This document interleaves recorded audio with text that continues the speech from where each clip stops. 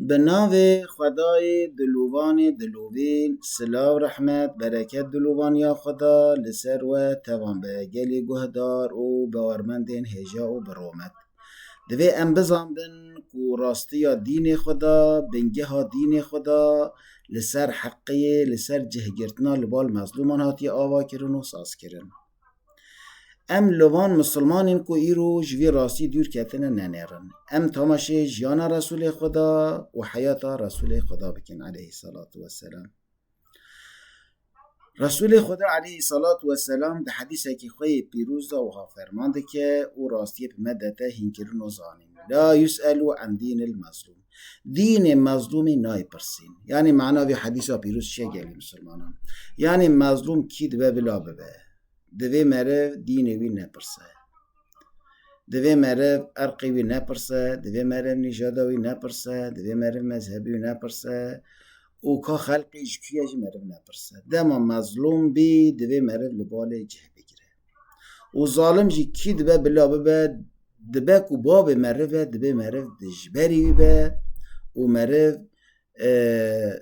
دجی ویدا جه بگیره دا کو او ظالم جی ظلم خواه بخواه خواه ده تعالی و مظلوم جی کی دبه بلا ببه دوی مره لباله به پشگیریوی بکه دستگیریوی بکه پشتوانیوی بکه و جه حس بکه آلیکاریوی بکه دا کو او جی ظلم وی ظالم خلاص و رزگار ببه. اف حدیثا پیروز تنه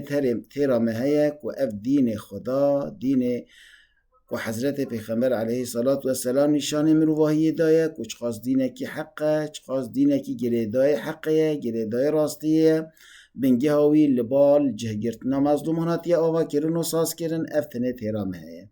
ام لوان مسلمانین ایرو کو جوی حقیقت جوی راستی دیرن ام ننیرن والله ام تماشه وانا بکن ام جراستی اسلامی دیر کرن